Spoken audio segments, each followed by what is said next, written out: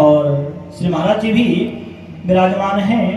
वैसे तो लगभग 1.25 घंटे का समय तो हमने ही ले लिया है, बाकी के तो अब थोड़ा सा जैसा महाराज जी का आदेश हो। श्री राम जय जय राम,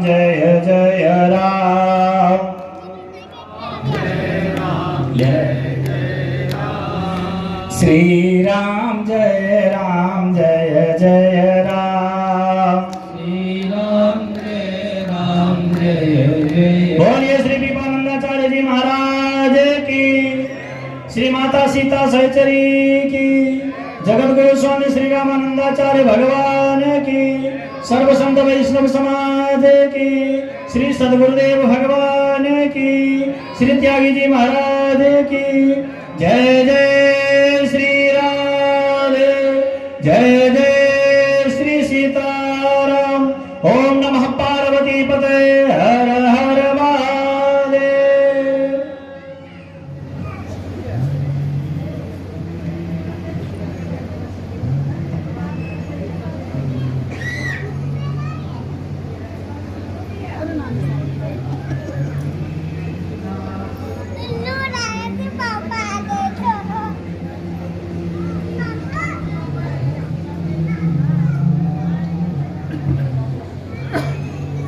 श्री वृंदावन बिहारी लाल की, श्री जगत गुरु श्री स्वामी रामानंदाचार्य भगवान की, श्री पीपाजी महाराज की, श्री माता सीता सहचरी की, श्री पीपाजी के जयंती महामहोत्सव की। जय जय श्री राम। आज आप सभी से क्षमा चाहते हैं। पहले तो दास को सेवा मिली थी कि 5 बजे यहाँ आकर सत्संग की व्यवस्था करनी है, पर आज आपकी सेवा में हम नहीं रह सके। महाराज जी के साथ आज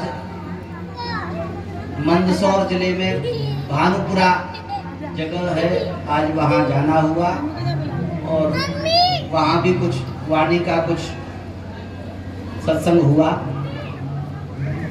उसके लिए हम क्षमा चाहते हैं। दूसरा, कल की सूचना दें। आज यह हमारे गुरुशरण जी ने मंच की व्यवस्था संभाली, आपको सत्संग का लाभ प्राप्त कराया। कल प्रातः काल 8 बजे से नित्य की भांति आचार्य श्री कृष्णकांत जी महाराज के मुखारविंद से भक्तमाल का संगीतमय पाठ का श्रवण किया जाएगा और उसके बाद सुंदरकांड पाठ होगा। कल हनुमान जयंती है, कल पीपाजी महाराज की भी जयंती है, इसलिए जो विगत 4 दिवसों से जो भक्तमाल का पाठ चल रहा है, जितना शेष रहा है वह पाठ कल पूर्ण होगा और उसके बाद सुंदरकांड पाठ यहाँ सस्वर संगीतमय सुंदरकांड पाठ रखा गया है। श्री हनुमान जी महाराज की जयंती है और उसी क्रम में प्रत्येक वर्ष की भांति जगत गुरु श्री स्वामी रामानंदाचार्य भगवान की चरण पादुकाओं का पूजन, जो नदी किनारे जो छतरी बनी हुई है स्वामी जी की, वहाँ प्रत्येक वर्ष की भांति स्वामी जी महाराज का चरण पादुका पूजन और उसके बाद स्वामी जी के परम कृपा पात्र शिष्य श्री पीपानंदाचार्य जी महाराज की कल जयंती है। उनकी समाधि का कल पूजन अभिषेक ब्राह्मणों के द्वारा, सब वैष्णवों के द्वारा होगा, वह पूजन होगा और मध्याह्न में प्रसाद के बाद में पीपाजी महाराज का जो मुख्य जयंती है वो बधाइयाँ होंगी, बधाई गायन होगा और सायंकाल यहाँ से गाड़ियाँ आ जाएंगी, बस कार इत्यादि की व्यवस्था है। यहाँ से सब गाड़ियों से झिरी चौक झालावाड़ में है, वहाँ झिरी चौक हम लोग सब जाएंगे। वहाँ से पीपाजी महाराज की शोभा यात्रा या चौक तक आएगी और सायंकाल बृहद भंडारा है, विशाल भंडारा। भंडारा तो रोज ही है, पर कल मुख्य रूप से जयंती है, इसलिए मुख्य रूप से विशाल भंडारे का दर्शन प्रत्येक वर्ष की भांति हम सब करेंगे। और आरती का समय हो रहा है, आरती की उधर तैयारी हो रही है। इधर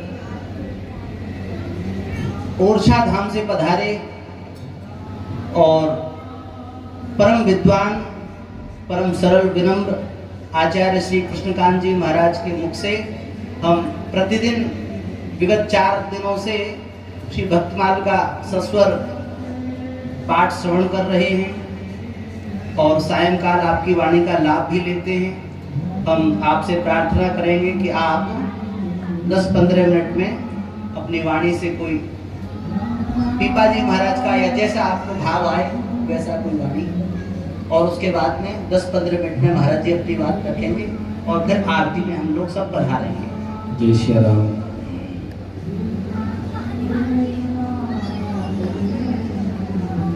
नमोस्तु रामाय सलक्ष्मणाय देव्यै च तस्यै जनकात्मजायै नमोस्तु रुद्रेन्द्रयमानिलेभ्यो नमोस्तु चन्द्रार्कमरुद्गणेभ्यः वाञ्छाकल्पतरुभ्यश्च कृपासिन्धुभ्य एव च पतितानां पावनेभ्यो वैष्णवेभ्यो नमो नमः। सीतानाथ समारम्भां श्रीरामानन्दार्य मध्यमाम् अस्मदाचार्यपर्यन्तां वन्दे गुरुपरम्पराम्। भक्त भक्ति भगवंत गुरु चतुर नाम बपु एक, इनके पद वंदन किए नासहि विघ्न अनेक। मंगल आदि विचार रह वस्तु और अनूप, हरिजन को यश गावते हरिजन मंगल रूप। शव संतन निर्णय कियो मथि श्रुति पुराण इतिहास। बजबे को दोई शुभर के हरिदास।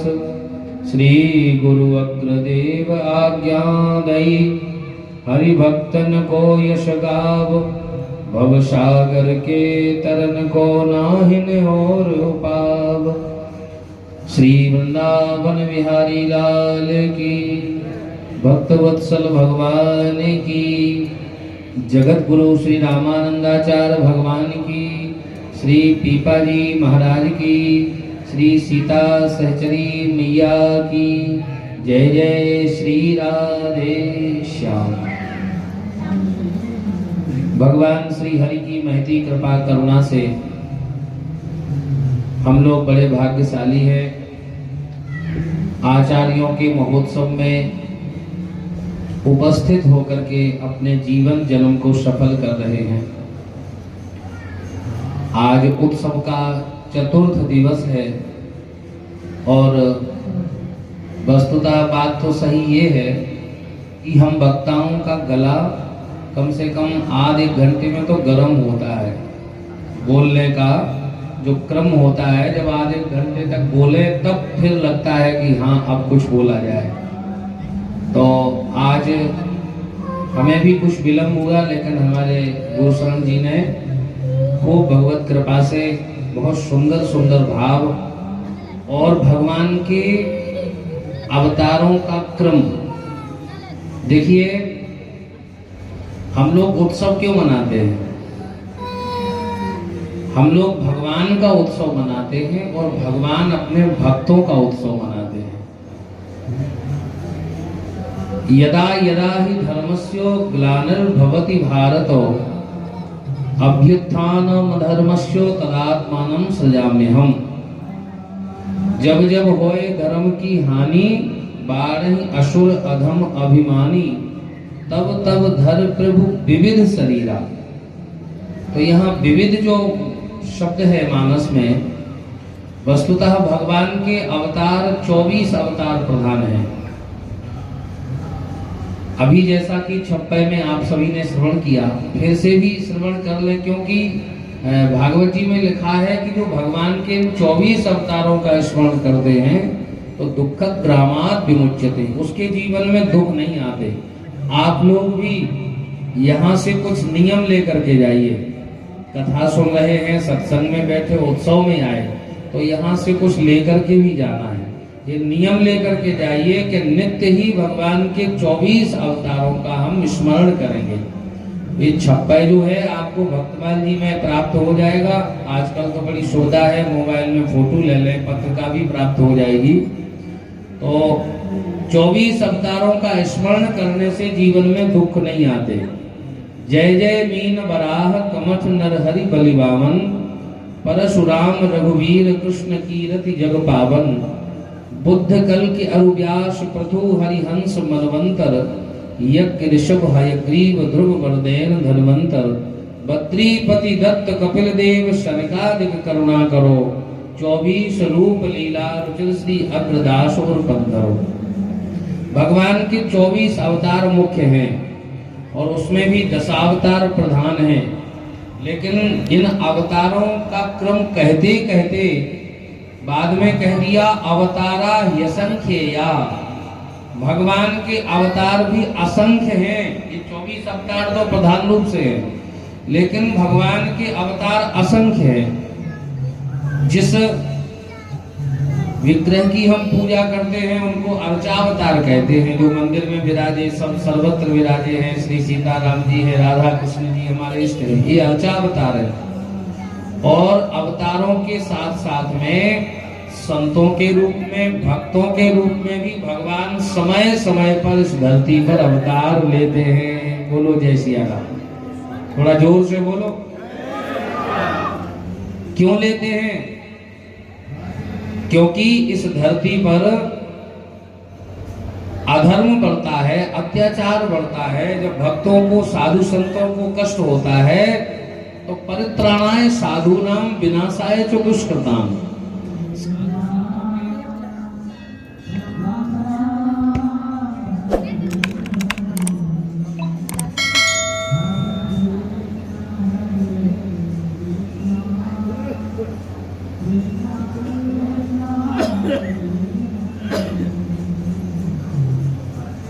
हरिओम। भगवान धर्म की स्थापना के लिए समय समय पर अवतार लेते हैं। बोलो जय सिया राम। तो 24 अवतार तो मुख्य हैं ही, लेकिन अवतारा असंख्य या। इस धरती पर सनातन धर्म संरक्षित रहे, सुरक्षित रहे, इसके लिए भगवान को अवतार किसी न किसी रूप में लेना पड़ता है। ये धरती अत्यंत दुखी होती है। अभी आप सुन रहे थे, इस भारत को मां शब्द से अलंकृत किया। ये धरती माता भी दुखी हो जाती है जब इस धरती पर पाप बढ़ता है, अधर्मी बढ़ती है। धरती कब तक सुरक्षित है? शास्त्रों में लिखा है इस धरती को धारण करने वाले 7 स्तंभ हैं। 7 स्तंभों पर ये धरती सुरक्षित है। जब तक ये 7 स्तंभ हैं तभी तक ये धरती सुरक्षित है। वह 7 स्तंभ कौन कौन है? गोभिः विप्रैश्च वेदैश्च सतीभिः सत्यवादिभिः अलुब्धैर्दानशीलैश्च सप्तभिर्धार्यते मही। 7 स्तंभ जब तक सुदृढ़ और मजबूत हैं तभी तक ये धरती सुरक्षित है। तो वो 7 स्तंभ कौन कौन है? वह 7 स्तंभों में सबसे महत्वपूर्ण और सबसे मजबूत और सुदृढ़ स्तंभ है, वह है गाय, गोभी। जब तक गौ माता के दर्शन हो रहे हैं इस धरती पर, जब तक गाय सुखी है, विचरण कर रही है सुखपूर्वक, गौ सेवा करते हैं लोग, अपने घर में गाय रखते हैं, गाय के प्रति श्रद्धा है, तभी तक ये धरती सुरक्षित है। अब वर्तमान में देखा जा रहा है कि लोग दूध देने वाले पशुओं को घर में खूब रखते हैं, और उनको भी नहीं रखते हैं भैया जिनको नहीं रखना चाहिए, उनको घर के भीतर ले जाने लगे। हम बहुत हास्य और व्यंग की बात नहीं कर रहे हैं, हम एक बहुत गंभीर बात कर रहे हैं। पहले घरों में गाय होती थी, मेहमान आते थे, रिश्तेदार आते थे, साधु संत आते थे, तो गौ माता की कृपा से उनकी अच्छी सेवा हो जाती थी। अब घर में गाय नहीं रखते, अब घर में रखने लगे कुत्ते, और दरवाजे पर भी लिखने लगे हैं। पहले लिखते थे लोग, यहाँ से निकले जो नर नारी सबको सीताराम हमारी। अब नहीं लिखते, अब तो ये लिख देते हैं, कुत्तों से सावधान। घर में कुत्ते, हमारे महाराज जी कहते हैं, जिसके घर के भीतर रसोई में घर में कुत्ता चला जाता है, उस घर में देवता नहीं रहते, उस घर में पितरों का, देवताओं का पूजन, तर्पण, श्राद्ध इत्यादि कभी सफल नहीं होता है, देवता चले जाते हैं। इसलिए घर में गाय होना चाहिए, गौ सेवा होना चाहिए। जो कुत्ते को पालते हैं, कुत्ते को भी पहली रोटी खिलाना चाहिए, कुत्ते को भी आखिरी रोटी खिलाना चाहिए, पहली रोटी गौ माता को खिलाना चाहिए। लेकिन क्या करें, पहली रोटी घर में बनी, श्रीमती जी ने जल्दी जल्दी बेली, बाबूजी थाली लेके खड़े हैं, मुझे लेट हो रहा है, जल्दी लाओ। तो गाय वाय तो गई भूल, पहली रोटी बाबूजी की थाली में पहुंच गई। तो बाबूजी ने खाई गाय के हिस्से की रोटी। तो बाबूजी इतने सीधे हो गए, कितने सीधे, बोले बिल्कुल गाय जैसे हैं। और सबको खिला पिला करके, पहले माताएं बना करके इतना रखती थी घर में कि कोई आ जाए तो उसको भी खिला ले। अब उतना ही आटा लगाया जाता, उतनी गरम गरम सेकी जाती जितनी जरूरत हो। तो आखिरी रोटी भी नहीं बचती, वह खाली श्रीमती जी ने। सत्संग तो करना नहीं है, तो गाय के हिस्से की रोटी खाई बाबूजी ने, तो बाबूजी की बुद्धि हो गई बिल्कुल गाय के जैसी, और आखिरी रोटी जो कुत्ते की थी वो खाली श्रीमती जी ने। तो श्रीमती जी की बुद्धि हो गई। हम नहीं कह रहे, आप ही लोग कह रहे हैं, हम तो सिद्ध कर रहे हैं। तो सत्संग करने से ये लाभ मिलता है। और अपूज्या यत्र पूज्यन्ते पूज्यन्ते च व्यतिक्रमाः त्रीणि तस्य विकीर्यन्ते दुर्भिक्षम मरणम भयम। जहां पूजनीय है उनका तिरस्कार हो, उनकी उपेक्षा हो, और जो अपूज्य है उनका बड़ा समादर हो। वहां तीन चीजें होती हैं, दुर्भिक्षम मरणम भयम, जो हम लोगों को समय समय पर दिख भी जाता है। इसलिए संत समय समय पर उत्सव महोत्सव करके हम सबको जगाते हैं, हम सबको जीने की शिक्षा देते हैं, कैसे जीना चाहिए। ये धरती सुरक्षित है भैया तभी तक जब तक गाय सुरक्षित है। पहला स्तंभ है गाय, इसलिए हम सबको गौ सेवा करना चाहिए जैसे भी बने। पुराणों में लिखा है, आप संपूर्ण भारत के जीवन में तीर्थ नहीं कर सकते, इतनी शरीर में शक्ति नहीं, सामर्थ्य नहीं, समय नहीं है, कोई बात नहीं। आप गौ माता की एक परिक्रमा करके साष्टांग प्रणाम कर लीजिए। गौ माता जहां गोबर और गौमूत्र छोड़ती हैं, उस गौमूत्र को अपने मस्तिष्क पर सिंचन कर लीजिए। आपको संपूर्ण भारत में तीर्थ करने का और स्नान करने का पुण्य मिल जाएगा। ये गौ माता की महिमा है। देवताओं के अलग अलग सर्वत्र मंदिर हैं, लेकिन भगवान से देवता बोले कि एक स्थान ऐसा बताओ जहां हम सब लोग एक साथ बैठे। भगवान ने कहा चले जाओ, गाय के रोम रोम में प्रतिष्ठित हो जाओ। गाय के रोम रोम में देवता प्रतिष्ठित हो गए। लक्ष्मी जी पीछे गई सो पीछे रह गई, इनको कहीं जगह नहीं मिली। लौट के आई, भगवान ने कहा क्या बात है। लक्ष्मी जी बोली कहीं जगह नहीं है। गाय के रोम रोम में देवता प्रतिष्ठित हो गए। भगवान ने कहा कोई बात नहीं, तुम फिर से जाओ, गौ माता गोबर करेंगी, तुम गाय के गोबर में प्रतिष्ठित हो जाओ। तो गाय के गोबर में लक्ष्मी जी, गौमूत्र में गंगा मैया विराजमान हो गई।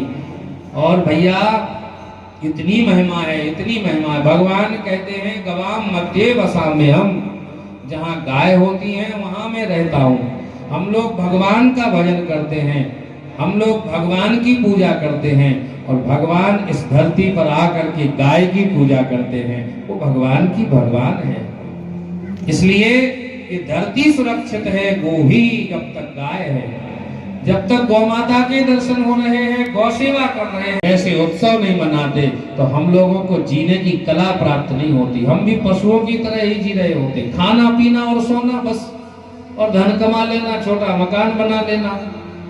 मकान तो भैया रहने का आवास तो एक चिड़िया भी बना लेती है, और ऐसा घोंसला बनाती है कि दुनिया का कोई इंजीनियर नहीं बना सकता। तो केवल अपने खाने पीने की व्यवस्था कर लेना और जन्मे और कुछ कमाए और मर गए, इतना ही जीवन में किया तो जीवन को मनुष्य जीवन पा करके अभी हमारे गुरु भाई कह रहे थे, वह धरती पर भार रूप ही है। तो गोभी ही आप लोग नोट कर लीजिए, अच्छे श्रोता है, सब समझदार है। पहला स्तंभ है गाय, जिस पर यह धरती टिकी है। दूसरा स्तंभ है विप्रैश्चो, ब्राह्मण। ब्राह्मण जब तक इस धरती पर सुरक्षित हैं और ब्राह्मण अपने धर्म का पालन कर रहे हैं, तभी तक ये धरती सुरक्षित है। तीसरा स्तंभ है गोभी, विप्रैश्च, वेदैश्च। वेद पाठी सात्विक ब्राह्मण जो वेद पाठ करते हैं, संध्या गायत्री करते हैं, अग्निहोत्र करते हैं, जो अपने जीवन से केवल स्वयं का कल्याण ही नहीं करते, जो महाराज दूसरों का भी कल्याण करने की सामर्थ्य रखते हैं। जब तक ऐसे वेद पाठी ब्राह्मण हैं तभी तक ये धरती सुरक्षित है। तो कितने स्तंभ हो गए? 3, गोभी, विप्रैश्च, वेदैश्च। और चौथा स्तंभ क्या है? सती भी पतिव्रता स्त्रियां। हमारे भारतवर्ष में भैया पतिव्रता स्त्रियों की बड़ी महिमा है।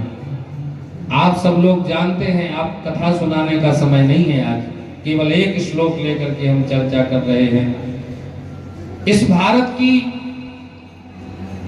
महान पतिव्रता स्त्री जिसने सूर्य की गति को भी रोक दिया, जिसने कह दिया कि हे भगवान भास्कर, आपके उदय होने से मेरे पति के प्राण चले जाएंगे, इसलिए मैं पतिव्रता आपको कहती हूं, आप आगे मत बढ़ना। सूर्य भगवान स्थिर हो गए। अरे कहां तक कहें, माताएं गाती हैं, माता अनसुईया ने डाल दिए पालना, 3 देव झूल रहे बन करके। त्रिदेवों को जिन्होंने बालक बना दिया, पुत्रवत कर दिया।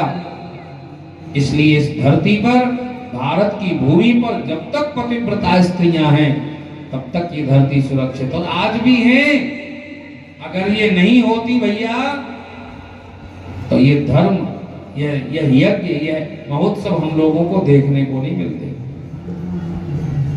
4 स्तंभ हो गए, गोभी, विप्रैश्च, वेदैश्च, सती भी। और 5वां स्तंभ है सत्यवाद भी। सत्य बोलने वाले, सदाचारी, सत्य का पालन करने वाले भक्त जब तक इस धरती पर है तभी तक ये धरती सुरक्षित है। इसलिए हर परिस्थिति में जो अपने सदाचार का, सत्य का त्याग नहीं करते, ऐसे महापुरुष जब तक इस धरती पर हैं तभी तक ये धरती सुरक्षित है। सत्यवाद भी। 6वां स्तंभ है अलुबधई, लोभ रहित निष्काम भक्त। उत्सव होते हैं, महोत्सव होते हैं, केवल आकर के भंडारा पा करके मुंह पोंछ करके चले जाएं, ऐसा नहीं। देखो, जहां भी उत्सव हो, महोत्सव हो, वहां जाकर के सेवा करना चाहिए और भगवान की भक्ति भी खूब करें। भगवान की भक्ति करते करते भगवान से जो कभी कुछ मांगते नहीं है, जाहे न चाहिए कबहु कछु तुम सम सहज स्नेह। तो ऐसे भक्त जब तक इस धरती पर है तभी तक ये धरती सुरक्षित है। और 7वां स्तंभ क्या है? दानशीलैश्च, दान करने वाले भक्त। कलयुग में धर्म के 4 चरण हैं, उसमें 3 चरण कलयुग ने आते ही तोड़ दिए। सत्यम, शौचम, दया, दानम। कलयुग आया तो कलयुग ने धर्म के 3 पैर तोड़ दिए। ध्यान से सुनना, कलयुग ने आते ही धर्म का सत्य रूपी चरण तोड़ दिया। सत्यम नास्ति तपः शौचम दया दानम न विद्यते। सत्य चला गया, पवित्रता चली गई, दया भी चली गई। धर्म केवल एक पैर पर खड़ा है। प्रगट 4 पग धर्म के, कल मोह एक प्रधान। एन केन विधि दीने, दान करें कल्याण। तो दानशील, जब तक दान करने वाले उत्सव महोत्सव में खुल करके भाव से सेवा करने वाले भक्त हैं, तभी तक ये धरती सुरक्षित है और तभी तक भैया हम सब सुरक्षित हैं, ये सनातन धर्म सुरक्षित है। इसलिए अपने धर्म को सुरक्षित और संरक्षित करना हम सबका कर्तव्य है। भगवान भी इस धरती पर अवतार लेते हैं, समय समय पर भगवान किसी न किसी रूप में आते हैं। जैसे कि इस पवित्र राजस्थान की वसुंधरा पर एक से एक महान भक्त हुए और उन्हीं भक्तों में आज से 702 वर्ष पूर्व गागरोनगढ़ में महाराज श्री पीपाजी, जिन्होंने अपनी भक्ति से और अपने भाव से संतों को ऐसा रिझाया, इतनी सेवा की कि इनकी भक्ति की और सेवा की सुगंध केवल राजस्थान की धरती पर ही नहीं, महाराज वृंदावन और काशी तक पहुंची और काशी से वृंदावन से संत आए, स्वामी जी कृपा करके पधारे और उन्हीं के भजन के प्रताप से आज हम सब लोग बैठ करके यहाँ उत्सव मना रहे हैं। ऐसे महापुरुष इस धरती पर हुए, उनकी जयंती है। कल बड़ा ही सुंदर दिवस है, कल श्री पीपाजी महाराज की जयंती है और कल हनुमान जी महाराज का भी प्राकट्योत्सव है। तो कल हम लोग बड़े भाग्यशाली हैं। क्रम महाराज जी ने बता ही दिया है, आरती का भी समय हो गया है। कहने को तो बहुत कुछ है, life is very short, knowledge is very vast. ज्ञान इतना है, कहने को कथाएं। गोस्वामी तुलसीदास जी महाराज का जब अंतिम समय था, उन्होंने 12 ग्रंथ लिखे, तो संतों ने कहा कि अब बाबा जाने वाले हैं, अब बाबा से अंतिम उपदेश ले लिया जाए। गोस्वामी तुलसीदास जी महाराज के पास में अनेक लोग गए और बोले, बाबा आप जा रहे हो, जाते जाते आप अपना अंतिम उपदेश दे करके जाओ। तो गोस्वामी जी के शब्द हैं अंतिम, अल्प तो अवधि तामे बहु सोच पोच, करीबे को बहुत कुछ है, कहा कहा कीजिए। जीवन बहुत कम है, छोटा सा जीवन है और उसमें भी छोटे से जीवन में, मनुष्य जीवन में कितना कितना नहीं हम लोगों को क्या क्या नहीं करना पड़ता है? करने को बहुत कुछ है, इतने काम होते हैं कि जीवन भर काम करते रहो, कभी समाप्त होते हैं क्या? एक व्यक्ति समुद्र में स्नान करने गया, सुबह गया था, शाम तक बैठा रहा। किसी संत ने कहा, भाई तुम सुबह से यहाँ बैठे हो क्यों? बोले, हम सोच रहे हैं कि समुद्र में जो हिलोरें आ रही हैं, ये तरंगे आ रही हैं, ये रुक जाएं तब डुबकी लगाएं। संत ने कहा, भले आदमी, इस समुद्र में आने वाली तरंगे कभी शांत होने वाली? बुद्धिमान वह है कि तरंगे भी आती रहें और डुबकी लगा करके चला जाए। ऐसे ही जिंदगी जब तक रहेगी, फुर्सत न होगी, कुछ समय ऐसा निकालो, प्रेम कर लो राम से। तो बाबा कहते हैं, अल्प तो अवधि तामे बहु सोच पोच, गरीबी को बहुत कुछ है, कहा कहा कीजिए। पारना पुराणों को, कितने पुराण हैं, पुराण उपपुराण, फिर महाराज कथाएं, भक्तमाल कथा। पारना पुराणों को, वेदों को अंत नाही, तो भाषा तो अनेक चित्त कहाँ कहाँ दीजिए। कितनी भाषाएं, क्या क्या सीखोगे। काव्य की कला अनंत, छंद को प्रबंध बहु, ऐसी ऐसी कविताएं हैं, ऐसे ऐसे सुंदर महाराज भाव हैं। काव्य की कला अनंत, छंद को प्रबंध बहु, राग तो रसीले रस कहा कहा पीजी। इतने सुंदर सुंदर राग हैं, क्या क्या सुनोगे, क्या क्या पढ़ोगे। लाखन की एक बात तुलसी बताए जात, जन्म जो सुधारन चाहो तो राम नाम लीजिए। जन्म जो सुधारन चाहो तो राम नाम लीजिए। यह गोस्वामी जी का अंतिम उपदेश। और कबीर बाबा का भी अंतिम वाक्य यही था, कहता हूँ कह जात हूँ, सुनता है सब कोई, राम भजे है तो होएगा न तो भला। जो सर्वस्व है, हमारा सब कुछ अस्तित्व जो है वह भगवान का नाम है। ये नाम की महिमा चारों युगों में है, लेकिन कल विशेष नहीं आन उपाऊ। इसलिए धर्म हमारा, कर्म हमारा, धर्म हमारा, कर्म हमारा, भक्ति हमारी गति है। धर्म हमारा, कर्म हमारा, भक्ति हमारी गति है। बिना राम के आदर्शों का चरमोत्कर्ष कहाँ है? बिना राम के इस भारत में भारत वर्ष कहाँ है। हम सबका सर्वस्व, हम सबका जीवन धन भगवान का नाम है, इसलिए खूब नाम का जप करें, खूब भगवान का भजन करें, संतों के उत्सव में आकर के सेवा करें और प्रतिवर्ष हम सबको आना है। ऐसे ही उत्सव चलते रहें जिससे हमारा सनातन धर्म सुरक्षित रहे, हमारे भीतर भगवान की भक्ति जागती रहे और हम सब प्रसन्न रहें, सब सुखी रहें। ऐसी मंगल कामना करते हुए हम अपनी वाणी को विराम देते हैं। श्री वृंदावन बिहारी लाल की, श्री राम जय।